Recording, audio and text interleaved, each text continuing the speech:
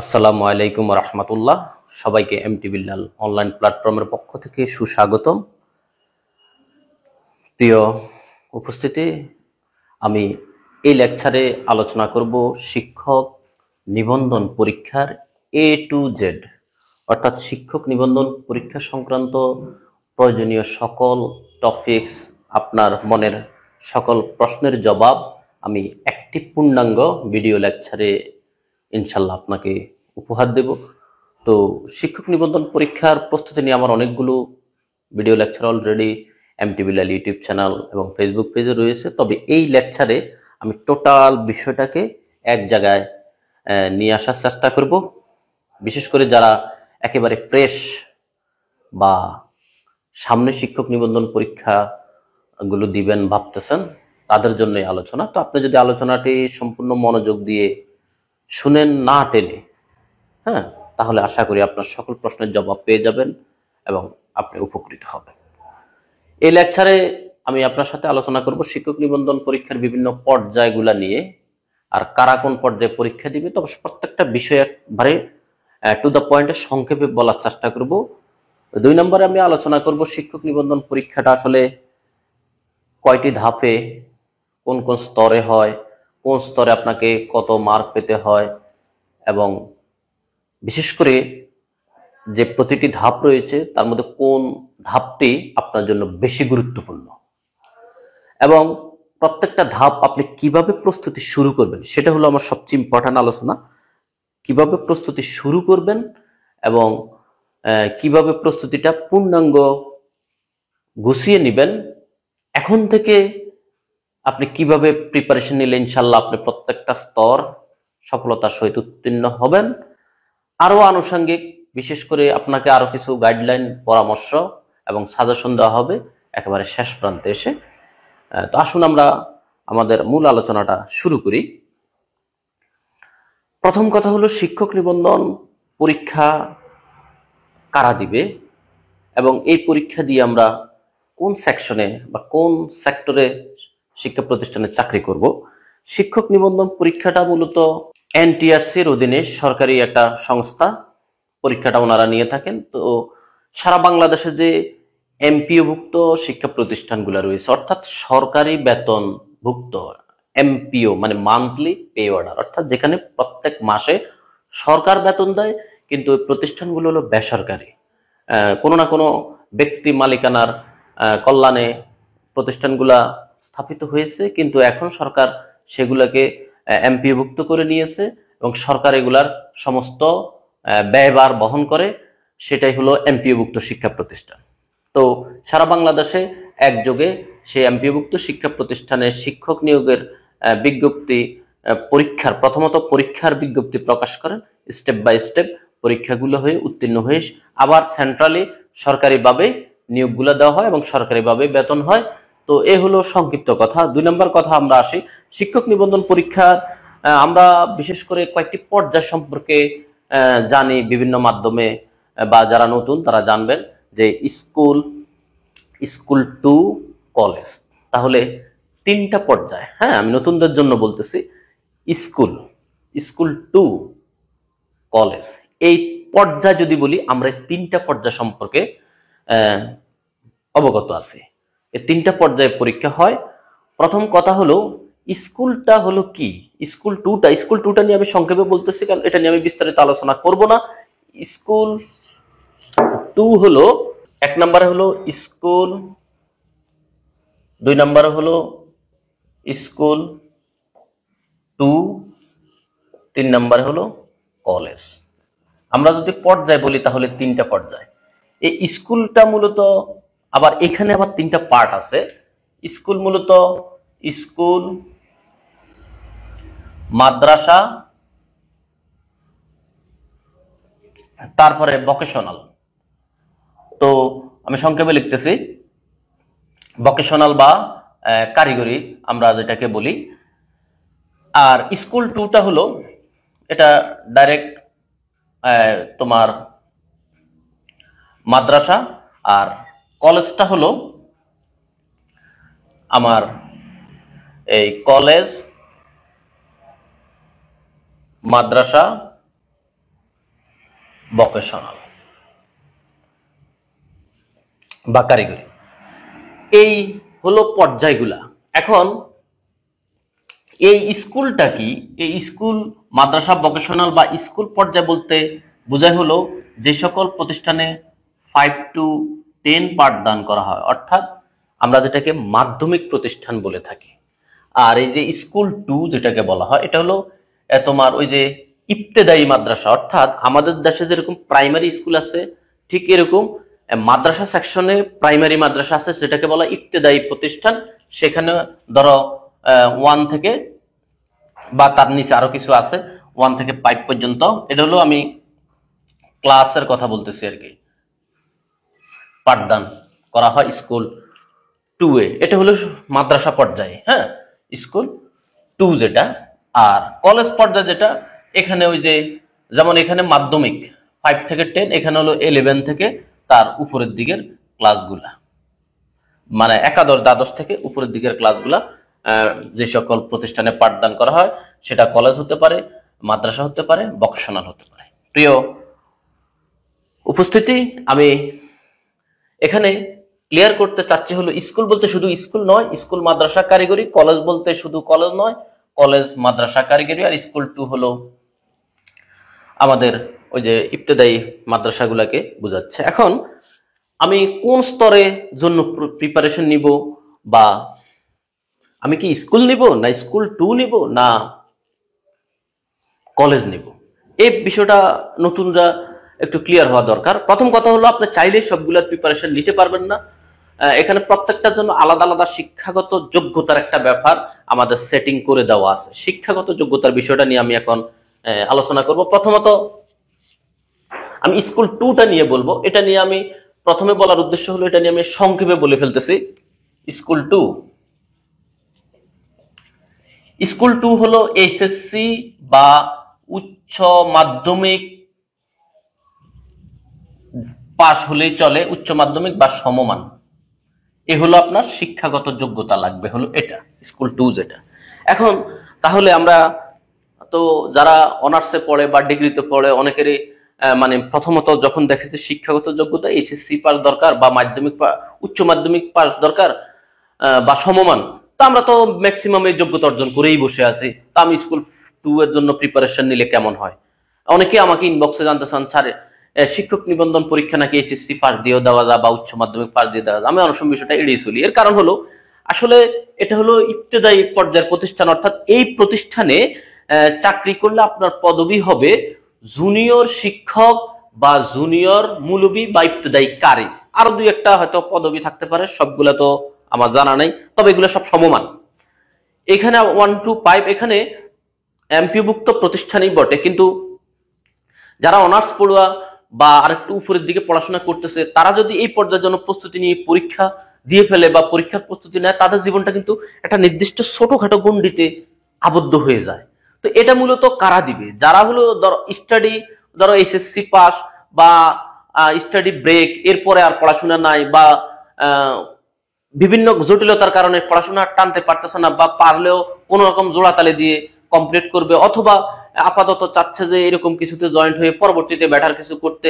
তো আমি তো যেহেতু অনার্স মাস্টার্স স্টুডেন্ট নিয়ে কাজ করি, তো তারা যদি আমাকে জিজ্ঞেস করে, স্যার আমি কি এই পর্যায়ের জন্য প্রিপারেশন নিব কিনা, আমি তো কবে আগে থেকে এইচএসসি কমপ্লিট, আমি তাদেরকে অনুৎসাহিত করি। সোজা কথা যেটা, এটা হলে আমার কথা না, আমি বলবো না, তোমার জন্য অনেক রাস্তা এখনো বাকি, তোমাকে অনেক দূর যেতে হবে।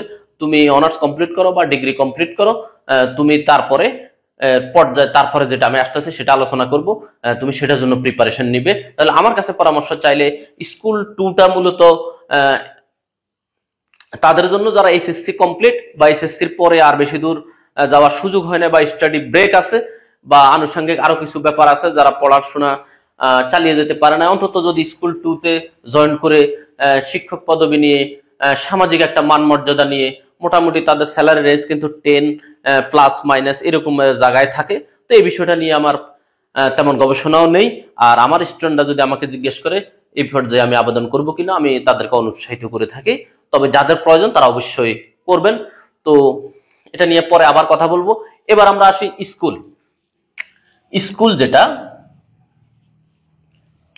এটার শিক্ষাগত যোগ্যতা হলো কমপক্ষে স্নাতক স্নাতক অথবা আমি যেটাকে বলি হলো আর কি ডিগ্রি। তো ডিগ্রি বলতে বা আর একটু ক্লিয়ার করে যদি বলি ফার্স্ট কোর্স সংশ্লিষ্ট বিভাগে, অর্থাৎ স্কুল পর্যায়ে, স্কুলের ভিতর কিন্তু আমি বলে ফেলছি স্কুল মাদ্রাসা কারিগরি, তো এই ব্যাপারে আর আনতেছি না। স্কুল পর্যায়ে শিক্ষাগত যোগ্যতা হলো আপনার কমপক্ষে স্নাতক উত্তীর্ণ হতে হবে। সেটা ফার্স্ট কোর্স হতে পারে, সম্মান হতে পারে, আরো বিভিন্ন ক্রাইটেরিয়ার হতে পারে, তো সমমান। হ্যাঁ, তবে ডিগ্রি বা স্নাতক সমমান হতে হবে। তাহলে যাদের ডিগ্রি বা স্নাতক সমমান রয়েছে সংশ্লিষ্ট ডিপার্টমেন্ট, এখানে আবার ভাগ আছে। আপনি চাইলেই সায়েন্স বিভাগ থেকে বিএসসি পড়ে আপনার আর্টস ডিপার্টমেন্টে একটা শিক্ষক নিবন্ধন পরীক্ষা দেওয়ার আপনার সুযোগ নাই। তো এখানে আবার স্তর ভাগ আছে, সেটা নিয়ে আমি আলোচনা বিস্তারিত যাচ্ছি না। আমার আলোচনা মূলত আরো গভীরে আছে, অনেক বিষয় নিয়ে আমার আলোচনা আছে। তাহলে কমপক্ষে স্নাতক পাস অর্থাৎ ডিগ্রি স্তর বা সমমান কমপ্লিট করলে আপনি স্কুল পর্যায়ের আপনার সংশ্লিষ্ট বিভাগে বা সংশ্লিষ্ট বিষয়ে শিক্ষক নিবন্ধন পরীক্ষা দেওয়ার যোগ্যতা আপনার অর্জন হয়।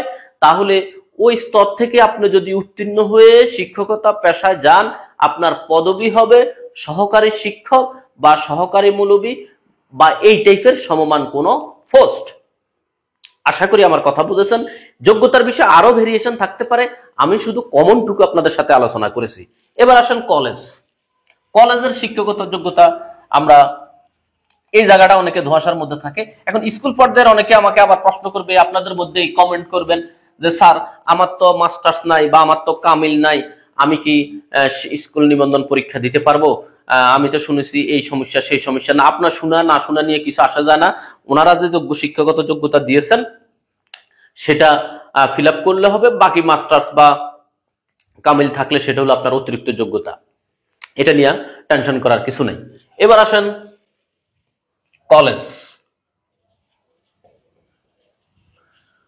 কলেজ পর্যায়ে বা কলেজ মানেই হলো আমি যেটা বলছিলাম মাদ্রাসা এবং কলেজ পর্যায়ে, যেখানে আপনার উচ্চ মাধ্যমিক লেভেল এর স্টুডেন্টকে আপনি পাঠদান করাবেন। তো কলেজ পর্যায়ে আমাদের কমন শিক্ষাগত যোগ্যতা যে বিষয়টা আসতেছে সেটা হলো আপনি যদি 4 বছর মেয়াদী অনার্স সংশ্লিষ্ট বিষয়ে 4 বছর মেয়াদী অনার্স ডিগ্রি থাকে, তাহলে আপনি কলেজ পর্যায়ে শিক্ষক নিবন্ধন পরীক্ষা দিতে পারবেন। অথবা আপনার যদি ওই যে বিভাগ থেকে পড়াশোনা করেছেন, আপনার যে বিষয় শিক্ষক হতে চাচ্ছেন ওই সংশ্লিষ্ট বিষয় সহ আপনি স্নাতক পাস অর্থাৎ ডিগ্রি পাস করেন, সাথে আপনাকে মাস্টার্স থাকতে হবে। আমি আবার ক্লিয়ার করতেছি, যদি আপনি ফার্স্ট কোর্সে পড়াশোনা করেন অর্থাৎ আপনার অনার্স নাই, ওই বিষয়টা ফার্স্ট কোর্সের ভিতরে ছিল আপনার স্টুডেন্ট লাইফে, এবং ওই সংশ্লিষ্ট বিষয়ে আপনার মাস্টার্স ডিগ্রিধারী হতে হবে। তো তাহলে আরো কিছু ব্যাপার এখানে আছে।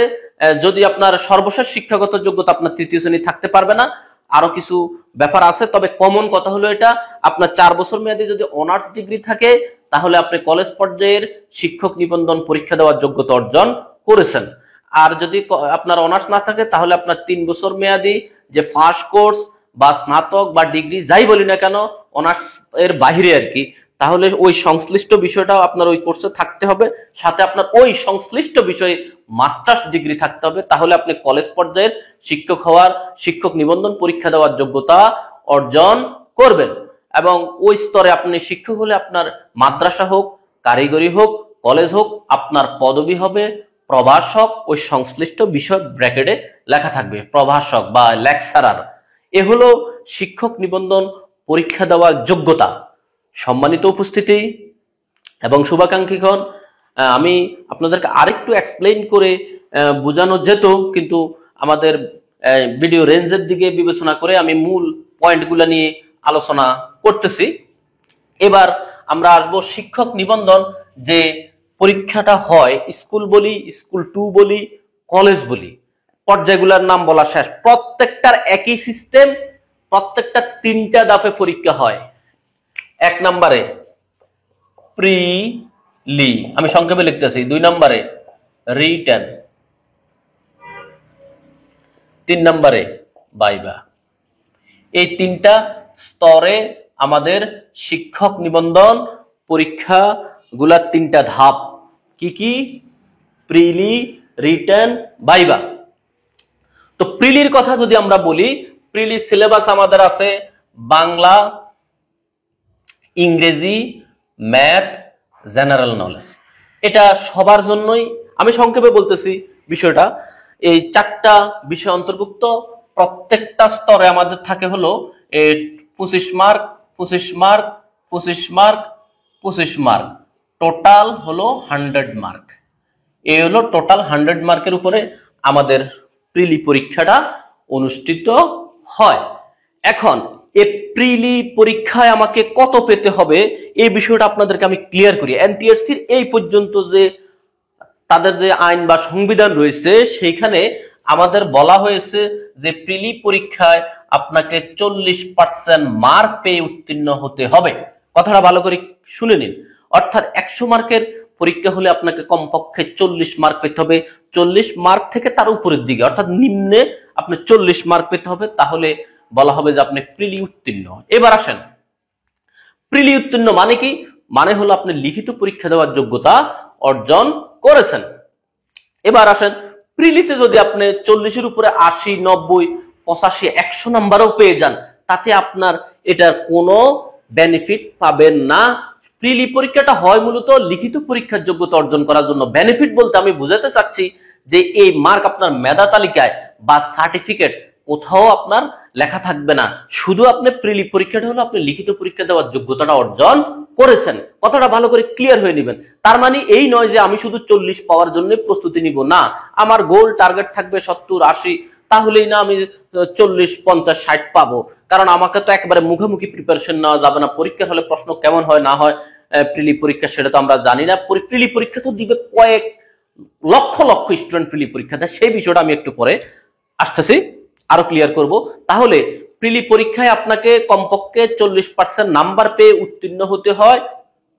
এখন প্রিলি প্রিপারেশনটা আপনি কিভাবে নেবেন সেই বিষয়টা আমি একটু পরে আসতেছি। এবার আসেন রিটেন। তাহলে প্রিলিতে আপনি যত মার্কেই বেশি পাবেন 40-এর উপরে, খুব একটা আপনার কাজে লাগবে না। আপনার প্রিলিটা হলো লিখিত পরীক্ষা দেওয়ার যোগ্যতা অর্জন করা। 2 নম্বরে আসেন রিটেন। রিটেন পরীক্ষাটাও ঠিক 100 মার্কের উপরে হয়।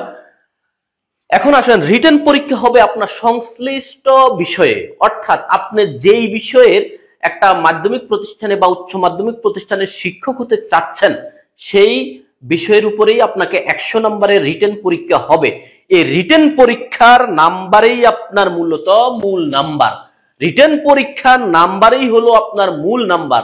রিটেনে আপনি যত বেশি মার্ক কাস্ট করতে পারবেন, যত বেশি মার্ক কাস্ট করতে পারবেন ততই আপনার জন্য নিরাপদ। আপনি যত বেশি নাম্বার পাবেন তত আপনার চাকরি পাওয়ার সম্ভাবনা বেড়ে যায়, তত আপনার ভালো প্রতিষ্ঠানে চাকরি হওয়ার সম্ভাবনা বেড়ে যায়। অর্থাৎ এই রিটেনের নাম্বারটাই হলো আপনার জন্য do or die tournament. Do or die tournament. এই লিখিত পরীক্ষার নাম্বারেই মূলত আপনার শিক্ষক নিবন্ধন পরীক্ষায় উত্তীর্ণ হয়ে চাকরির নিশ্চয়তা দিবে। এখন আপনি যদি আমাকে বলেন স্যার কত নাম্বার পেলে আমার জন্য নিরাপদ, আমি বলবো সেই রকম কোনো কথা গ্যারান্টি দিয়ে বলা যায় না। এনটিআরসি যদি সরাসরি শূন্য পদে নিয়োগ দিত তাহলে আপনি উত্তীর্ণ হলেই পাস। এখনো পর্যন্ত সেই আইন হয় নাই। যদি এনটিআরসি এমন কোনো আইন করে যে শূন্য পদে আমরা নিয়োগ দিব, অর্থাৎ যতজনকে পাস করাবো অতজনকে চাকরি দিব, তাহলে আপনি যাই নাম্বার পান সেটা সমস্যা নাই, আপনি লিখিত উত্তীর্ণ হলে আপনার চাকরি। এখনো পর্যন্ত এনটিআরসি এরকম আইন করে নাই, তবে কয়েক বছর যাবত করার চিন্তা করতেছে, হয়তো সামনে আসবে। তো এখনো পর্যন্ত আমাদের যে প্রেক্ষাপট, আপনাকে সর্বোচ্চ নাম্বার পেলে আপনার জন্য নিরাপদ। যেমন আমি যদি একটা উদাহরণ দিই, এই 17তমতে মাহমুদুল হাসান নামক আমার একজন ম্যাথ রিটেন কোর্সের স্টুডেন্ট, সম্ভবত গুলশান একটা গার্লস স্কুলে নিয়োগ নিয়ে হয়েছে, সারা বাংলাদেশে মেধা, তাদের জাতীয় মেধা সে 3rd হয়েছে, 96 নাম্বার সম্ভবত পেয়েছে। এখন আপনি আমাকে যদি জিজ্ঞেস করেন কত নাম্বার পেলে নিরাপদ, আমি বলবো এরকম কোনো নিশ্চয়তা দিয়ে বলা যায় না। এগুলা নির্ভর করে বিভিন্ন স্থান, কাল, পরিবেশ ভেদে এর ভেরিফিকেশন ভ্যারাইটি আছে। তবে আপনি একবার 80 থেকে 95 এর ভিতরে নাম্বার তোলার চেষ্টা করুন। যদিও এটা একটা কঠিন কাজ, তো উঠাচ্ছে তো, আমি তো আপনাকে উদাহরণ দিলাম। এই যে 96 ম্যাথমেটিক্সে উঠাইছে গণিত লিখিত বিষয়ে, আমার স্টুডেন্ট জাতীয় মেধা তালিকা 3rd। তাহলে আপনার নাম্বার নিরাপদ। আপনি যদি নিরাপদ জোনে, সেফ জোনে থাকতে চান তাহলে আপনাকে 90 এর কাছাকাছি লিখিততে নাম্বার উঠাতে হবে, যা অনেক কঠিন কাজ। তবে এর মানে এই নয় যে 90 পেলে চাকরি হবে, বিষয়টা তা নয়। আপনার 80 পেলেও চাকরি হয় এমনও স্টুডেন্ট আছে, 40 পেয়েও চাকরিতে জয়েন করেছে এমনও আছে। সেটা নির্ভর করে বিভিন্ন বিষয়ের উপর। তো সেই বিষয়টা আমি এখন পূর্ণাঙ্গ আলোচনা করব না। আপনাকে শুধু আমি একটা কথাই বলবো, আপনার মাথায় থাকবে সর্বোচ্চ যত মার্ক উঠানো যায়, সর্বোচ্চ যত মার্ক উঠানো যায় এটা থাকবে আপনার মাথায়। কারণ লিখিত পরীক্ষার নাম্বারেই আপনার মূল নাম্বার, লিখিত পরীক্ষার নাম্বারে আপনার চাকরি। যদিও আমাদের আরেকটা স্তর আছে ভাইবা। ভাইবা হলো এমন একটা স্তর, আপনাকে যদি বলতে চাই বা আপনারা অনেকেই এই বাস্তবতার সাথে একমত হবেন, ভাইবা এমন একটা পরীক্ষা যেখানে আপনি এমনও হয় আপনি কত রকমের প্রিপারেশন নিয়ে গেলেন, কিন্তু এই ভাইভাতে আপনার একটা প্রশ্ন কমন পড়লো না। আবার আপনি সারাদিন ঘুমিয়ে খেলাধুলা করে ঘুরিয়ে ফিরিয়ে গেলেন, ভাইভাতে দেখা যায় যে টু দ্য পয়েন্টে কয়টা প্রশ্ন করে ফেলছে আপনি পারছেন। এরকম কিন্তু অনেক কমন ব্যাপার আছে। ভাইভাটার প্রস্তুতিটা হলো মূলত, ভাইবার প্রশ্নটা আপনাকে মূলত ফোকাস করে হলো আপনার রিটেনের যে সিলেবাসটা আছে। আমি প্রিলির প্রস্তুতি কিভাবে নেবেন সেটা এখনো বলি নাই, রিটেন কিভাবে নেবেন এখনো বলি নাই, ভাইবাটা টাল দিয়ে আমি ওখানে চলে যাচ্ছি। প্রথম কথা হলো এই যে লিখিত যে সিলেবাসটা আছে সেটা আপনার ভাইবা বোর্ডের প্রশ্নে আপনাকে ফোকাস করার চেষ্টা করবে। শুধু তাই নয়, আপনার এসএসসি এইচএসসি লেভেলের পড়াশোনাকে ফোকাস করার চেষ্টা করবে। এমনও আছে সিলেবাসের বাইরে কিছু জিনিস আপনাকে ফোকাস করার চেষ্টা করতেছে। এই পর্যন্ত আমাদের যে ভাইবার নাম্বার কিন্তু সার্টিফিকেটে যোগ হয় নাই, বা হলেও এর ভিতরে কিছু কথাবার্তা থেকে যায়।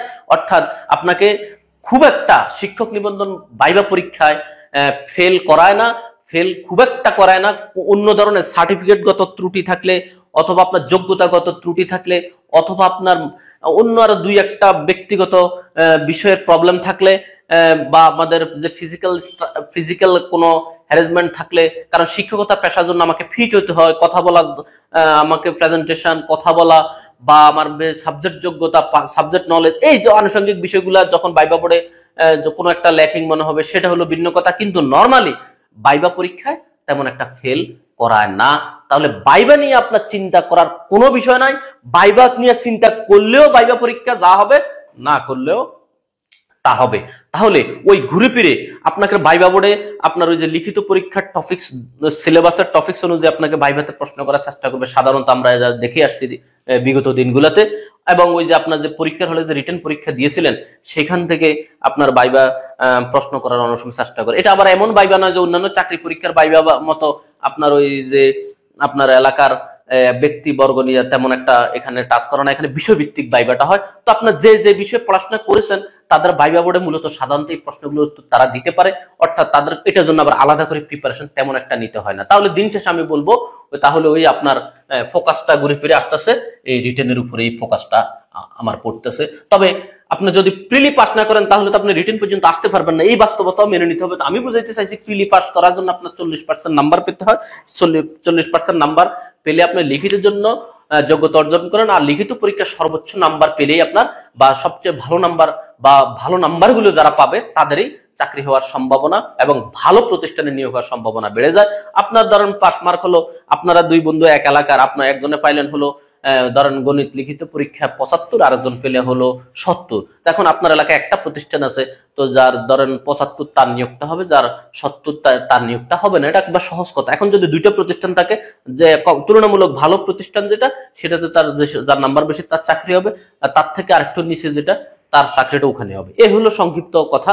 এখন আসেন আমরা প্রিলি প্রিপারেশনটা কিভাবে শুরু করব, কিভাবে শুরু করলে আমাদের জন্য বেস্ট হবে, কখন থেকে শুরু করব।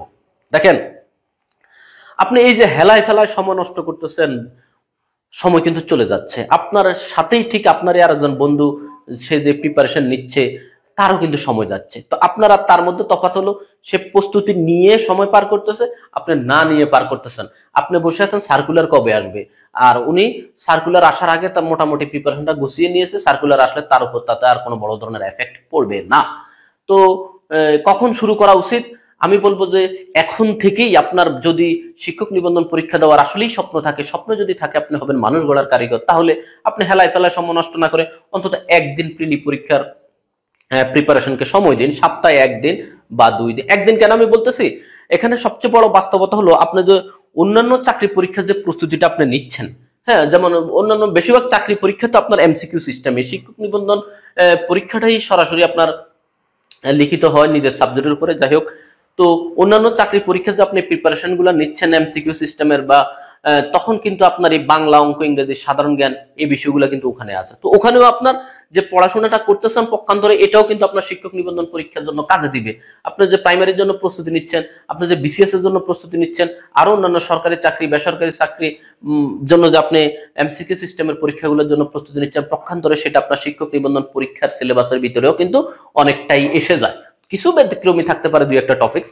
এখন আসেন, তাহলে আমি কিভাবে প্রস্তুতিটা, এই জন্য আমি বলতেছি আপনি যে ওই একদিন কেন বলতেছি, কারণ আপনি তো অন্যান্য চাকরির প্রস্তুতি নিচ্ছেন, সেখানে এটা এসে যাচ্ছে। এই জন্য স্পেসিফিক সিলেবাস অনুযায়ী আমি একদিন বলতেছি বরাদ্দ রাখার জন্য। এখন আপনি কিভাবে প্রস্তুতি নেবেন, একেবারে সহজ কথা। প্রিলি পরীক্ষা স্কুল পর্যায়ের সবার জন্য একই প্রশ্ন, স্কুল 2 সবার জন্য একই প্রশ্ন, কলেজ প্রিলি পরীক্ষা সবার জন্য একই কমন প্রশ্ন।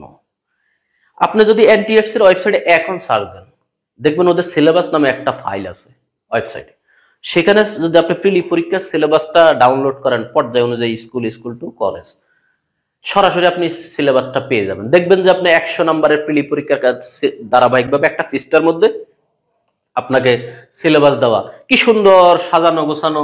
এই আপনার বাংলা 25-এর জন্য আপনার বাংলা 25 মার্কের জন্য আপনাকে কয়েকটা নির্দিষ্ট টপিকস ওখানে সিরিয়াল বাই সিরিয়াল এভাবে দেওয়া আছে। এর ভিতরেই আপনার প্রশ্ন হবে, এর বাহিরে কোনো কিছু আপনার আসবে না। বাংলা এর নির্দিষ্ট কিছু টপিকস আপনার এই দেওয়া থাকবে, এর বাইরে কোনো প্রশ্ন থাকবে না। তাহলে বাংলার জন্য আপনার সিলেবাস তো দেওয়াই আছে, ওই সিলেবাস ধরে ধরে আপনি প্রিপারেশন নিন। 2 নম্বরে একইভাবে ইংলিশের জন্য আপনার এইভাবে 25 মার্কের একটা কি কি টপিকস আপনি পড়বেন, ওখানে সিরিয়াল বাই সিরিয়াল আপনার দেওয়া আছে। একইভাবে ম্যাথের জন্য কি কি পড়বেন, আপনার 25 মার্কের একটা সিলেবাস আপনাকে দেওয়া আছে। একইভাবে জেনারেল নলেজের জন্য আপনি কি কি পড়বেন তার 25 মার্কের একটা সিলেবাস দেওয়া আছে। এখন এই সিলেবাসের বাইরে কিন্তু কোন টপিকস আপনার পরীক্ষা আসবে না, এটা 100% নিশ্চিত। আপনাকে নির্দিষ্ট সিলেবাস দিয়েছে, সেই অনুযায়ী আপনি আলোচনাগুলা, বেসিকগুলা, টপিকসগুলো আপনি শিখেন। হ্যাঁ, এখন আপনি প্রশ্নের ক্রাইটেরিয়া যদি আপনি খুঁজতে চান কিভাবে প্রশ্ন হয়, সেটার জন্য আপনাকে বিগত বছরের প্রশ্নপত্র গুলা আপনি দেখলে বুঝতে পারবেন কিভাবে প্রশ্ন হয়। গত বছর, আগের বছর এই 100 মার্কের বিভিন্ন প্রশ্নগুলো আপনি অ্যানালাইসিস করলে আপনার কিন্তু ধারণা চলে আসবে কিভাবে প্রশ্ন হয়। এখন এই বিগত বছরের প্রশ্নপত্র গুলাকে আপনি 100% কভার করে ফেলবেন, একেবারে টপ টু বটম আপনি শিখে ফেলবেন। আপনার এই আরেকটা কথা, এই 3টা টপিক্সের ভিতরে কিন্তু, এই 4টা টপিক্সের ভিতরে কিন্তু অনেকের যারা আর্টস ফ্যাকাল্টি তাদের দেখা যায় কারো ইংলিশ আর জেনারেল নলেজ অবস্থা ভালো বা বাংলার অবস্থা ভালো, আবার যারা সায়েন্স ফ্যাকাল্টি তাদের কারো ম্যাথের অবস্থা ভালো বা ইংলিশের অবস্থা ভালো। এভাবে ঘুরে ফিরে 4টা টপিক্সের মধ্যে অনেকে যে কোনো একটা সেকশনে কিন্তু সে ভালো। তো দেখেন আমার নাম্বার দরকার কত, 40। তো যে কোনো একটা সেকশনে যদি আমার 20 চলে আসে, তো আর নাম্বার থাকে কত, বাকি 3টা মিলে তো 20। আমি বলবো না আপনি যে 20-এর প্রস্তুতি নেন, আমি বলবো আপনি কমপক্ষে 60-এর প্রস্তুতি নেন, 60%-এর প্রস্তুতি নিন, 60 বা 70%-এর প্রস্তুতি নিন। আবার এখানে নেগেটিভ মার্ক আছে, ভুল গেলে কাটা যায়, সেটা আরেকটা ব্যাপার আছে। তাহলে প্রিলি পরীক্ষার প্রস্তুতি আপনি নেওয়ার জন্য প্রথমত এনটিআরসি এর ওয়েবসাইটে সিলেবাসটা ভিজিট করেন। 2 নম্বরে আপনার এই টপিকস গুলা ধরে ধরে আপনাকে পড়তে হবে। 3 নম্বর হলো শিক্ষক নিবন্ধন পরীক্ষার বিগত বছরের যে প্রশ্নগুলা প্রিলি পরীক্ষা এসেছে সেগুলো আপনি একবারে ব্যাখ্যা সহ ক্লিয়ার শিখে ফেলুন, ওই টাইপের আরো আসলে যাতে আপনি পারেন। আবার কি বেশি বা অনেক প্রশ্ন আছে সরাসরি যে এটার উত্তর এটা, এখানে ব্যাখ্যা টাখ্যা নাই। তো এবার প্রিপারেশন বাজার থেকে আপনি একটা গাইড সংগ্রহ করেন, দেখবেন এটার ভিতরে পূর্ণাঙ্গ সিলেবাস, একেবারে আপনার ওই যে সিলেবাস ধরে ধরে যে বেসিক আলোচনাগুলা, আপনার প্রত্যেকটা টপিক ভিত্তিক আলোচনা আপনি পাবেন। সেগুলো আপনি একটা বই পড়লে না, অনেকে আছে বই কয়েকটা কিনে পড়াশোনার কাছে দাঁড়ায়ও নাই। এরপরে বইয়ের পিছনে যে বিগত বছরের প্রশ্নগুলো আছে এবং উত্তর সহ দেওয়া আছে, আপনি সেগুলো শিখেন। এইভাবে আপনি যদি সপ্তাহে একদিনও প্রিলি পরীক্ষাকে প্রস্তুতিকে সময় দেন, তারপরে সার্কুলার আসলে আপনি নিয়মিত 1 মাস 1.5 মাস পড়াশোনা করেন, এবং আপনার যদি মনোবল ঠিক থাকে, কনফিডেন্স লেভেল ঠিক থাকে, তাহলে আশা করি আপনি খুব সসম্মানে প্রিলি উত্তীর্ণ হয়ে লিখিত পরীক্ষার যোগ্যতা অর্জন করবেন। এবার আসেন কিভাবে আমি শিক্ষক নিবন্ধন লিখিত পরীক্ষার প্রস্তুতিটা নিব। তার আগে আপনাদেরকে আমি একটা কথা বলি, আমরা যখন বিভিন্ন চাকরি পরীক্ষাগুলা দিয়ে থাকি, যখন আমি সায়েন্স ডিপার্টমেন্ট থেকে পড়াশোনা করা, আমি যখন একটা বীমা অধিদপ্তরের পরীক্ষা দিতে যাই, তখন আমাকে ধরেন প্রশ্ন আসলো যে বাংলাদেশের বীমা শিল্প নিয়ে আলোচনা করো, বা অন্য একটা জায়গায় আপনি পরীক্ষা দিতে গেলেন, তখন বললো যে বাংলাদেশের অর্থনীতি বিশ্লেষণ করো। তখন আমি আপনি বলি যে হায় রে, আমি পড়াশোনা করলাম কি আর চাকরি পরীক্ষায় আসলো কি। আমার নিজের সাবজেক্ট থেকে যদি প্রশ্ন করতো, আমি তো একেবারে ফাটাই ফেলতাম। কিন্তু এখন আমি আপনাকে বলবো, হ্যাঁ, এইবার আপনি যে পরীক্ষা দিতে আসছেন, শিক্ষক নিবন্ধন লিখিত পরীক্ষা, আপনার সংশ্লিষ্ট বিষয়ের, আপনার জীবনে যেই বিষয় নিয়ে পড়াশোনা করছেন, যেই বিষয়ে আপনার ধ্যান জ্ঞান সাধনা ছিল, যেই বিষয় নিয়ে আপনার যৌবনের মূল্যবান সময়টা আপনি ব্যয় করেছেন, সেই বিষয়ের সাবজেক্ট যোগ্যতা যাচাই করার পরীক্ষাই হলো শিক্ষক নিবন্ধন লিখিত পরীক্ষা। এইবার দেখা যাবে আপনার অবস্থানটা কোন জায়গায়। শিক্ষক নিবন্ধন লিখিত পরীক্ষা তাদের জন্য সবচেয়ে সহজ, যারা একাডেমিক স্তরে মোটামুটি পড়াশোনা করেছে বা সাথে আছে, তাদের জন্য কিন্তু খুবই একেবারে একটা আরামদায়ক পরীক্ষা এই লিখিত পরীক্ষাটা। এবার আসেন যাদের কিছুটা পড়াশোনা গ্যাপ ছিল, বা ওই যে অনার্স মাস্টার্স কমপ্লিট হয়ে গেছে, বেশ কিছুদিন হয়েছে কিন্তু এই যাচ্ছে পরীক্ষা দেওয়ার, তাদের জন্য হয়তো আবার একটু পুনরায় বেশি করে স্টাডি করে বিষয়গুলো ফেরত নিয়ে আসতে হয়। এখন আসেন আমি কিভাবে লিখিত প্রস্তুতিটা শুরু করব সেই বিষয়ে যদি আমি আপনাদেরকে একটু ফোকাস দেওয়ার চেষ্টা করতেছি। আপনি যেভাবে প্রস্তুতি নিলে আপনার প্রিলির মতোই লিখিতটা আপনি সহজেই উত্তীর্ণ হবেন। তবে প্রিলিতে শুধু আপনি উত্তীর্ণ হলে হয়, লিখিত পরীক্ষা আপনাকে সর্বোচ্চ বা একটা ভালো নাম্বার অর্জন করতে হয়। এই দুইটা পরীক্ষার মধ্যে দুইটা তফাৎ আপনার রয়েছে। যেমন আপনার প্রথমে এনটিআরসির ওয়েবসাইটে আপনার রিটেন সিলেবাসটা আপনি দেখেন, রিটেন সিলেবাসটা আপনি এনটিআরসির ওয়েবসাইটে আপনি দেখেন, দেখবেন সবগুলা বিষয় একত্রে দেওয়া আছে, মানে পিডিএফ ফাইল আকারে আপনার বিষয়টা আপনি খুঁজে দেখেন। এখানে লিখিত সিলেবাসটা কিভাবে করা হয় আমি নতুনদের উদ্দেশ্যে বলতেছি। লিখিত সিলেবাসটা হয় মূলত আপনার ডিগ্রি স্তরের বা অনার্স স্তরের, যে আপনার অনেকগুলা কোর্স ছিল। ধরেন আমি ম্যাথের কথা যদি বলি, যেহেতু আমি শিক্ষক নিবন্ধন গণিত লিখিত প্রস্তুতি নিয়ে দীর্ঘদিন যাবৎ কাজ করতেছি, আমার গণিতের বিষয়টা আমার সুলছাড়া বিশ্লেষণ করে আমি বুঝিয়ে দিতে পারবো, অন্য বিষয়গুলো আমি শুধু ধারণা দিতে পারবো। যেমন আপনার ফার্স্ট ইয়ারে ধরেন 6টা বই ছিল 600 মার্কের, সেকেন্ড ইয়ারে ছিল, থার্ড ইয়ারে, ফোর্থ ইয়ারে, এরকম যে আমাদের কোর্সগুলা থাকে। তো একটা রিটেনের সিলেবাসে মার্ক হলো দেখা যায় যে 100। একে বিভিন্ন বিষয় ক্ষেত্রে বিভিন্ন ভ্যারি আছে। ধরেন আমি যদি একটা বিষয়ের কথা বলি, আমাদের যে ক বিভাগ, খ বিভাগ, গ বিভাগ, গ বিভাগ, স্কুলের কথাটা আমি বুঝানোর স্বার্থে বলতেছি। ধরেন আমার এখানে 25, এখানে একইভাবে 25, এখানে 25 মার্ক দিয়ে আমার রিটেনের সিলেবাসটা সাজানো হলো। তো দেখা গেল যে এই যে 25 মার্ক, দেখা গেল যে আমি যে 100 নম্বরের একটা বই পড়েছিলাম, সেখানে যে কোনো একটা বিষয়, ধরেন আমাদের হলো ফান্ডামেন্টাল অফ ম্যাথমেটিক্স এর কথাটা যদি বলি, দেখা যায় 100 নম্বরের একটা বিষয় থেকে কয়েকটি অধ্যায় সিলেক্ট করে আমাকে 25 মার্কের একটা সিলেবাস দেওয়া হলো। ঠিক এখানেও আমার আরো একটি বিষয় থেকে কয়েকটি অধ্যায় সিলেক্ট করে, অথবা একটার ভিতরে দুইটা বিষয় থাকতে পারে, একটার বিষয় দুইটা বিষয়ও থাকতে পারে। তো এরকম কোনো একটা বিষয় থেকে, অথবা দুইটা বিষয়, তিনটা বিষয় থেকে কয়েকটি টপিক সিলেক্ট করে আমাকে এই যে একটা বিভাগের লিখিত সিলেবাসটা দেওয়া হলো। এইভাবে 4টা বিভাগের লিখিত সিলেবাস দেওয়া হলো। তো ম্যাথের স্টুডেন্টদের ধরেন ফার্স্ট ইয়ারে যে 4টা ম্যাথের বিষয় আছে, বর্তমানে যে সিলেবাস আছে সেটা অনুযায়ী 4টা বিষয় থেকে কিন্তু ওনারা বিশেষ বিশেষ কিছু টপিকস, আবার দেখা যায় যে সেকেন্ড ইয়ারের থেকে অর্ডিনারি থেকে কিছু টপিকস, ফার্স্ট ইয়ারে fundamental of mathematics, analytic and vector geometry, linear algebra, তারপরে আপনার ফান্ডামেন্টাল অফ ম্যাথমেটিক্স, ক্যালকুলাস, এই যে 4টা বিষয়, এরপরে অর্ডিনারি আছে, এরপরে অ্যাপ্লাইড ম্যাথ আছে। এই বিষয়গুলো নিয়ে এরকম এখান থেকে প্রত্যেকটা বিষয়ের কয়েকটা টপিকস নিয়ে 100 নম্বরের একটা সিলেবাস সাজানো হয়। এখন তুমি যে বিষয়ে লেখাপড়া করেছো, তুমি যখন এই লিখিত সিলেবাসটা ওয়েবসাইটে দেখতে পারবে, হ্যাঁ, ধরো তুমি বাংলায় পড়াশোনা করেছো, এখন যখন ওয়েবসাইটে তুমি লিখিত সিলেবাসটা দেখতে পাবে, যখন তুমি টপিকস গুলা দেখবে যে কি কি বা এই টপিকস গুলো আমার সাজানো আছে, তখন তুমি দেখলেই বুঝবে এটা তো আমার ফার্স্ট ইয়ারের এই বই থেকে দিছে, এটা তো আমার সেকেন্ড ইয়ারের এই বই থেকে দিছে, এটা তো আমার ফোর্থ ইয়ারের এই বই থেকে দিছে, যেটা আমি বুঝবো না। আবার একটা ইংলিশের স্টুডেন্ট ঠিক সে কিন্তু ওই টপিকস এবং কোন বই থেকে কোন টপিকসটা দিছে সে ওই শিরোনাম দেখলে কিন্তু বুঝে ফেলতে পারবে। এভাবে লিখিত সিলেবাসটা কিন্তু সে এক নজরে দেখলেই অনেকটা ধারণা তার চলে আসবে। আর যদি ব্রেন থেকে কিছু জিনিস ল্যাকিং হয়ে যায়, তারপরে বই নামাইয়া একটু নাড়াচাড়া দিলে বের হয়ে আসবে। এখন তাহলে আমি তো তাহলে লিখিত সিলেবাসটা পেয়েই গেলাম। আমার তাহলে লিখিত সিলেবাসটা আমি যখন পেয়ে গেলাম, এবার আমি দেখব আমার এই লিখিত সিলেবাসে কোন কোন কোন কোন বইগুলো আমার পুরাতন, এবার আমার পুরাতন যে বইগুলো আছে, পুরাতন বই খোঁজো, পুরাতন বই, পুরাতন শিট, মানে আমি যেগুলো নোট করেছি, এবার আমার তো সেইগুলো আছে। এবার আমার এই যে সিলেবাস, এই 1 নম্বরে সিলেবাসটা আমি সংগ্রহ করলাম, 2 নম্বরে আমার পুরাতন বইগুলা খুঁজে বের করলাম, 3 নম্বরে আমার পুরাতন হ্যান্ড নোট থাকলে সেগুলা বের করলাম।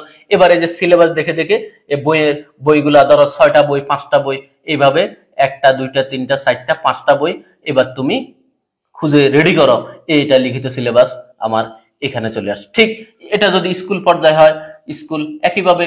কলেজের বিষয়টাও, কলেজের পর্যায়ে অবশ্য বইয়ের সংখ্যা একটু বেশি থাকবে। তো কলেজে ধরো এরকম আমার 1 2 3 4 5 6 7, এই 7টা বই থেকে ধরো আমার একটা কথার কথা বুঝানো স্বার্থে বলতেছি, এই বিভিন্ন টপিকস নিয়ে লিখিত সিলেবাসটা আমার সাজানো হলো। এই বইগুলো আমি এখন রেডি করলাম। রেডি করে এবার আমি কিভাবে আমার প্রস্তুতি নিব, বিশেষ করে আমি ম্যাথমেটিক্স ডিপার্টমেন্টকে বুঝাচ্ছি বা সায়েন্স ডিপার্টমেন্ট বা অন্যান্য সবার কিন্তু একই সিস্টেম, একই ফর্মুলা। এখন আমার যে যে কলেজ স্কুলের সিলেবাস বলি আর কলেজের সিলেবাসটা বলি, এখন আমি দেখব আমার ধরো ফার্স্ট ইয়ারের ফান্ডামেন্টাল থেকে আমি প্রথমে দেখতে পেলাম যে আমার এখানে দিল কি রিয়েল অ্যানালাইসিস, এই ধরো বাস্তব সংখ্যা নামে, আমি বোঝানোর জন্য বলতেছি, বাস্তব সংখ্যা নামে একটা অধ্যায় আমার আছে। এখন এই বাস্তব সংখ্যা নামে একটা অধ্যায়, ধরো প্রথম টপিকসটা এটা। এখন আমি কি করব, ওই আমার পুরাতন বই, ওই আমার পুরাতন নোটটা তো আমার কাছে আছে, এইবার আমি বইটা একটু খুললাম, খুলে এবার ওই আমি যখন একাডেমিক স্তরে পড়াশোনা করেছিলাম ঠিক একেবারে ঠিক সেম সিস্টেমে আমি এখানে বেসিক বিষয়গুলোর উপর পূর্ণাঙ্গ আমার কনসেপ্ট গুলা ক্লিয়ার করে নিলাম, যেটা আমি আগে পড়েছি। এখন জাস্ট আমি একটু ধারণা নিলে আমার ব্রেনে জিনিসটা চলে আসবে। এখন ক্লিয়ার কাট আমার জিনিসগুলো মাথা থাকতে হবে। তাহলে 1 নম্বরে, তাহলে এই একটা অধ্যায় প্রত্যেক বিষয় এইভাবে ধরো বেসিক। 2 নম্বরে ওই যে এনইউ বা ডিইউএসসি বা অন্যান্য সমমান পরীক্ষায় যে প্রশ্নগুলা বারবার প্রশ্নগুলো যেগুলো বারবার এসেছে সেগুলোর উপরে আমি একেবারে ক্লিয়ার ধারণা নিব, সেগুলো আমি ভালোভাবে শিখে ফেলবো। 3 নম্বরে শিক্ষক নিবন্ধন পরীক্ষায় শিক্ষক নিবন্ধন পরীক্ষার প্রশ্নগুলো যেগুলো ওই অধ্যায় থেকে এসেছে সেগুলো আমি একবারে ভালো করে একেবারে ক্লিয়ার বিশ্লেষণ করে বুঝে বুঝে আমি শিখে ফেলবো। তাহলে 3টা পার্ট আমি বলছি, বেসিক, এনইউ বা ডিইউসি মানে বিগত বছরের একাডেমিক পরীক্ষায় যে প্রশ্নগুলো এসেছে সেগুলোর উপরে আমি প্রস্তুতি নিব।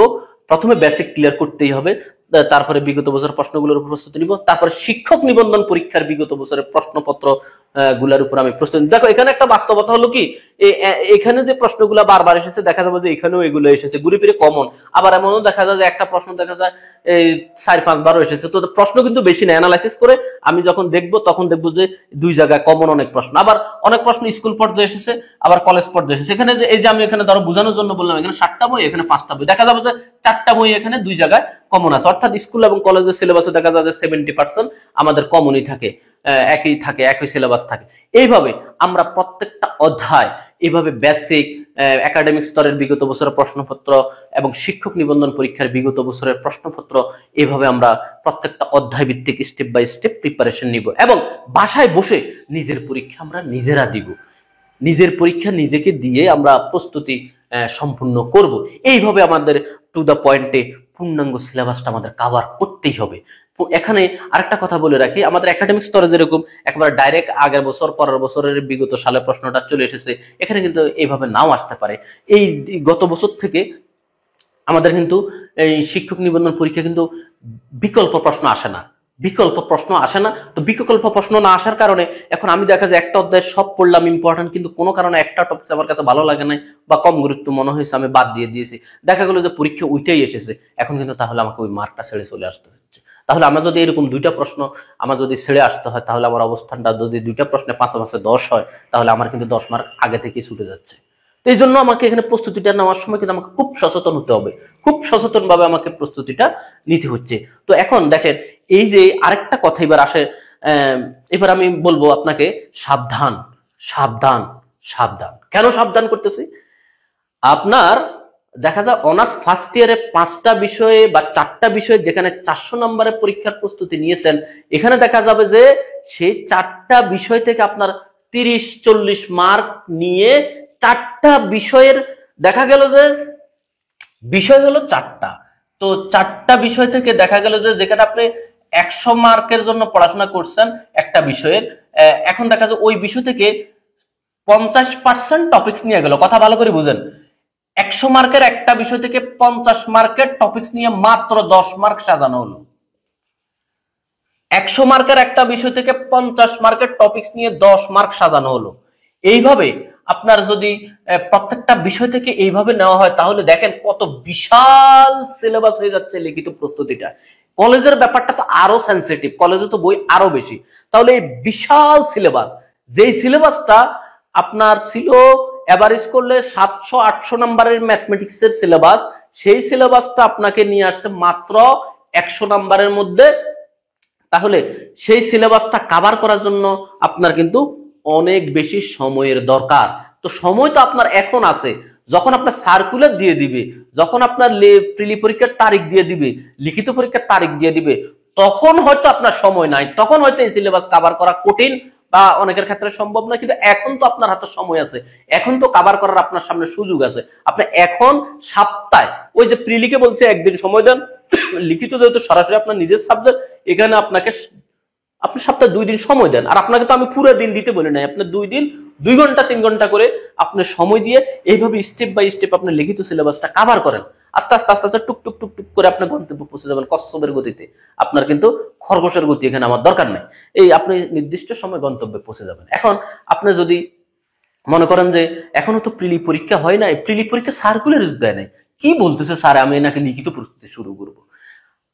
আমি তো প্রিলি পাস করছি, করি না না করি এর কোনো গ্যারান্টি নেই, আমি আগে প্রিলি প্রস্তুতি নিই। তো আপনি যে প্রিলি পাস করবেন তার গ্যারান্টি আপনাকে কে দিয়েছে?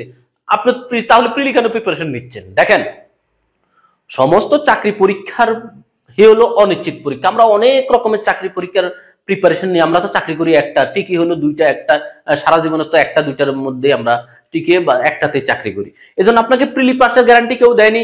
আপনি অনিশ্চিত ভাবে যেরকম প্রিলি পাস করার ইচ্ছুক করতে চান, সেই জন্য আপনি প্রস্তুতি নিচ্ছেন, ঠিক একইভাবে আপনি লিখিত প্রস্তুতিটা অনিশ্চিত ভাবে নেবেন। এখানে আপনি যদি প্রিলি পাস করার পরে এখন প্রিলি পরীক্ষা আপনি দিলেন, দিয়ে আপনি বললেন যে প্রিলি পরীক্ষার ফলাফল হোক, আমি তো প্রিলি পাসের গ্যারান্টি নেই। প্রিলি পরীক্ষার ফলাফল হইলে এরপরে আপনি বললেন যে এখন আপনি এনটিআরসি এর ওয়েবসাইটে গিয়ে সিলেবাসটা দেখলেন, সিলেবাস দেখে বাবা রে, তো বিশাল সিলেবাস, হাতে সময় আছে কত? 1.5 মাস। না, আমাকে দিয়ে বিশাল সিলেবাস কভার করা সম্ভব হবে না, বাদ গেল আপনার স্বপ্নটা শেষ হয়ে। অথবা কিছুটা প্রস্তুতি নিলেন, আবার এক পা পিছাইলেন, প্রস্তুতিও ঠিক মতো হইলো না, অন্য কাজটাও ঠিক মতো হইলো না, তার কাছে আপনাকে মানে জগা খিচুড়ি, প্রস্তুতিটা আপনার ঠিক মতো হলো না। অথবা আপনি প্রস্তুতি নিলেন কিন্তু পুঙ্খানুভাবে নিতে পারেন, আপনার পরীক্ষা ভালো করতে পারলেন না। অথবা অনেকে আছে যে আরে প্রিলি পরীক্ষা যখন সে উত্তীর্ণ, এখন লিখিত জন্য প্রস্তুতি নিবে, একবারে দরজা জানলা আটকায়, ওই রমজান মাস আমরা যেরকম ইত্তেকাফে ঢুকে যাই, একবারে দরজা জানলা আটকে আমি আজকের থেকে মন প্রাণ উজাড় করে লিখিত পরীক্ষার জন্য প্রস্তুতি নেওয়া শুরু করে দিলাম।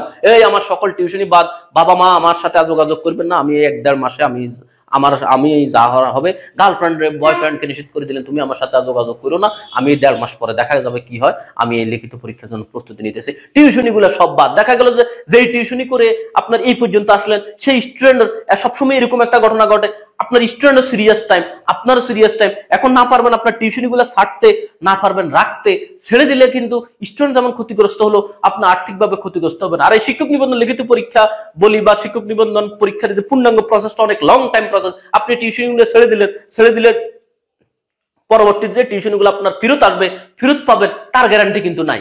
এখানে আর আপনি পরীক্ষা দিলে কিন্তু আপনার চাকরিটা হয়ে যাচ্ছে না, এটা বিশাল একটা প্রসেস। আপনি প্রিলি পাস করবেন, প্রিলি পাসের রেজাল্ট দিবে, লিখিত পরীক্ষা হবে, লিখিত পরীক্ষার রেজাল্ট দিবে, তারপরে ভাইভা পরীক্ষা হবে, তারপরে শূন্য পদের লিস্ট প্রকাশ হবে, চাকরির সার্কুলার দিবে, তারপরে আপনার পুলিশ ভেরিফিকেশন হবে, তারপরে আপনার যদি ওই কাঙ্ক্ষিত নাম্বার আপনি পেয়ে থাকেন মেধা তালিকা অনুযায়ী, তাহলে আপনার নিয়োগ হবে।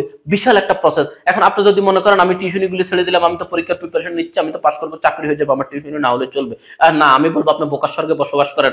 আপনার তাহলে কেন তখন আপনি এইভাবে সবকিছু বাদ দিয়ে দিবেন, আপনার টিউশনি গুলা বাদ দিবেন বা অন্যান্য ইনকাম সোর্স গুলা বাদ দিবেন, সবার সাথে যোগাযোগ বিচ্ছিন্ন করে আপনি একেবারে, আসলে রাতারাতি শিক্ষিত হওয়া যায় না, রাতারাতি শিক্ষিত হওয়া যায় না। শিক্ষিত হতে হয় বা আপনাকে লিখিত পরীক্ষার বা প্রিলি পরীক্ষার সবকিছুর প্রিপারেশন নিতে হয় তিলে তিলে, একটু একটু করে। মৌমাছি যেমন মৌচাকে মধু জমায় তিলে তিলে, আপনাকে এই প্রস্তুতিটা নিতে হবে তিলে তিলে, স্টেপ বাই স্টেপ, ধাপে ধাপে, একটা সিস্টেমেটিকে। আপনি চাইলে রাতারাতি আপনি এগুলো কভার করে ফেলতে পারবেন না। তাহলে আমি আপনাকে বলবো, আপনি এখন ঘুমিয়ে থাকলেও সময় যাবে, হেলায় নষ্ট করলেও সময় যাবে, আর কখন সার্কুলার আসবে, কখন সার্কুলার আসবে, সার্কুলার কি আদৌ দিবে, আদৌ কি দিবে না, আহারে আর মনে হয় শিক্ষক নিবন্ধন পরীক্ষা হচ্ছে না, এই এই নানান ধরনের চিন্তা আপনি যখন করতেছেন, আপনার সাথে কিন্তু আপনার বন্ধু প্রস্তুতি নিয়ে ফেলতেছে, তার কিন্তু প্রিপারেশন হয়ে যাচ্ছে, সে কিন্তু স্লো মোশনে তার গন্তব্যে পৌঁছে যাবে। আর আপনি, আপনার সামনে শিক্ষক নিবন্ধন পরীক্ষা আসবে, যাবে, এক সময় বলবেন আমার তো বয়স শেষ, আমার তো এই শেষ, আমাকে দিয়ে মনে হয় আর হচ্ছে না। তাহলে এইরকম নেগেটিভ চিন্তাগুলো বাদ দিয়ে সপ্তাহে একদিন দুদিন, আমি তো বলি না আপনি এটা নিয়েই পড়ে থাকেন, আপনার তো আরো কত চাকরি পরীক্ষার প্রস্তুতি নিতে হয়, প্রাইমারি, বিসিএস, অন্যান্য গভর্নমেন্ট জব, ব্যাংক জব, আরো আরো আরো আরো আরো ইত্যাদি, সেগুলোর প্রস্তুতি আপনি নিন। এর সাথে এটাকে আপনি সপ্তাহে 2 দিন সময় দিন। এর কারণ হলো এই পরীক্ষাটা তো হলো এমন একটা পরীক্ষা যেটা আপনার নিজের লিখিত পরীক্ষা, আপনার নিজের বিষয়ের উপর পরীক্ষা। এখানে আপনাকে দেখেন, অন্য চাকরি পরীক্ষার স্পষ্ট সিলেবাস কিন্তু দেওয়া নাই, এই শিক্ষক নিবন্ধন কি সুন্দর প্রিলি পরীক্ষার স্পষ্ট সিলেবাস দেওয়া, লিখিত পরীক্ষার একবার বাইন্ডেড সিলেবাস দেওয়া, এর ভিতরে আপনার পরীক্ষা হবে, এই ক্যাটাগরিতে আপনার প্রশ্ন হবে, বিগত বছর প্রশ্ন আপনার দেখেন। তাহলে এর পরেও যদি, এবং আপনার নিজের বিষয়, যে বিষয়ে আপনি পড়াশোনা করেছেন, এরপরেও যদি আপনি হিট না করতে পারেন, তাহলে তো বিষয়টা অত্যন্ত দুঃখজনক। আসল কথা হলো, আমার আমার কনফিডেন্স লেভেলটা ঠিক থাকতে হবে, আমার নিজের যে একটা উচ্ছ্বাস, আমার যে টার্গেট, আমার যে গোল, আমার যে গন্তব্য, সেটা আমাকে ঠিক থাকতে হবে। আমি হব মানুষ গড়ার কারিগর, আমি এই সমাজকে আলো বিলিয়ে যাব, যাতে বংশ পরম্পরা, জাতি পরম্পরা, আমার নাম স্বর্ণাক্ষরে লেখা থাকে, আমি সমাজের জন্য কিছু একটা করে যেতে পারি, এরকম মন মানসিকতা আমার মধ্যে থাকতে হবে। এবং একা মনে একা দিলে, অন্য কে কি পড়াশোনা করলো, অন্য কে কি বললো, সেই সকল চিন্তা বাদ দিয়ে আমি অন্তত সপ্তাহে 1-2 দিন আমার মনের লালিত স্বপ্ন, শিক্ষক নিবন্ধন লিখিত পরীক্ষা বা শিক্ষক নিবন্ধন টোটাল পরীক্ষা উত্তীর্ণ হয়ে শিক্ষক হওয়া, তাহলে এটা আপনার মনের ভিতরে যদি জোনাকি পোকার মতো টিকটিক করে আলো জ্বলে, সে আলোকে আপনি নিজেই পুষ্পিত করে আপনাকে 500 ওয়াটের বাল্বের মতো লাইট জ্বালাইতে হবে। তো সেটার কাজটা আপনাকেই করতে হবে। আমি কিন্তু এতক্ষণ আপনাকে পূর্ণাঙ্গ বিষয়টা ক্লিয়ার করে দিয়েছি, প্রিলি কিভাবে প্রস্তুতি নেবেন, রিটেন কিভাবে প্রস্তুতি নেবেন, তার আগে সংক্ষেপে ভাইবার বিষয়ে কথা বলে ফেলেছি। এখন মানা না মানা আপনার কাজ। একেবারে আপনি যদি পূর্ণাঙ্গ ভিডিওটা কয়েকবার শুনেন, ভালো করে বুঝেন, আপনার গাইডলাইন, পূর্ণাঙ্গ গাইডলাইন আপনি পেয়ে যাবেন। এরপরেও আপনার মতামত থাকতে পারে, পরামর্শ থাকতে পারে, বা কোনো কিছু প্রশ্ন থাকতে পারে, তা আপনারা এই ভিডিওর কমেন্ট বক্সে করতে পারেন, আমি আপনার প্রশ্নের রিপ্লাই দেওয়ার অন্তত চেষ্টা করব। এরপর আপনাদের আরো কোনো টপিকস যদি জানার থাকে, যে আমি এখন কি কলেজ পর্যায়ের প্রস্তুতি নিব না স্কুল পর্যায়ের প্রস্তুতি নিব, কোনটা নিব, স্কুল ট্যুর ব্যাপার তো আমি বলে ফেলেছি, সেটার উপর আমার পূর্ণাঙ্গ ভিডিও এই আমাদের এমটি বিলাল ইউটিউব চ্যানেল এবং ফেসবুক পেজে রয়েছে। আপনি যদি শুধু বিষয়ের নাম লিখে সাথে এমটি বিলাল লিখে সার্চ দিবেন, পেয়ে যাবেন আপনার কোনটা আপনার জন্য প্রিপারেশন নেওয়া ভালো হবে। তবে আপনার যোগ্যতায় যদি স্কুল কলেজ দুইটাই থাকে, আমি সংক্ষেপে বলবো আপনাকে দুইটাই প্রস্তুতি নেওয়া উত্তম হবে। তবে বিস্তারিত আলোচনা অন্য একটা ভিডিওতে রয়েছে, আপনি সার্চ দিলে পেয়ে যাবেন। তো আপনার কোনো প্রশ্ন থাকলে কমেন্ট বক্সে করবেন, আমি রিপ্লাই দেওয়ার চেষ্টা করব। আপনার উজ্জ্বল ভবিষ্যৎ কামনা করে আল্লাহ আপনাদের সবার মনের আশা পূর্ণ করুক, এই প্রত্যাশা রেখে এমটি বিল্লাল ইউটিউব চ্যানেল এবং ফেসবুক পেজ থেকে আমি বিদায় নিব। তার আগে আপনাদেরকে একটি কথা বলবো, আমি এমটি বিল্লাল স্যার, আপনারা অনেকে হয়তো আমাকে চেনেন, আমি শিক্ষক নিবন্ধন গণিত লিখিত প্রস্তুতি নিয়ে কাজ করতেছি দীর্ঘদিন যাবৎ। দীর্ঘদিনের অভিজ্ঞতার আলোকে আমি এই কোর্সটা পরিচালনা করি। তো আপনাদের কারো যদি শিক্ষক নিবন্ধন গণিত লিখিত, প্রিলি না কিন্তু, গণিত লিখিত স্কুল এবং কলেজ এই দুইটা পর্যায়ের প্রস্তুতি নিতে ইচ্ছুক হন আমার সাথে, একেবারে টপ টু বটম, একেবারে বেসিক লেভেল থেকে অ্যাডভান্স লেভেল, তাহলে আপনারা সরাসরি 01720991523 এই নাম্বারে আমাকে হোয়াটসঅ্যাপে মেসেজ করবেন। আমি আপনাকে বিস্তারিত বুঝিয়ে দিব এবং কিভাবে আমার কোর্সে যুক্ত হবেন, আনুষঙ্গিক বিষয়টা আপনাকে আমি হোয়াটসঅ্যাপে ক্লিয়ার করে দেব। তো আজ এই পর্যন্তই। গণিত করো, জীবন গড়ো। আল্লাহ হাফেজ। আসসালামু আলাইকুম আ রহমতুল্লাহ।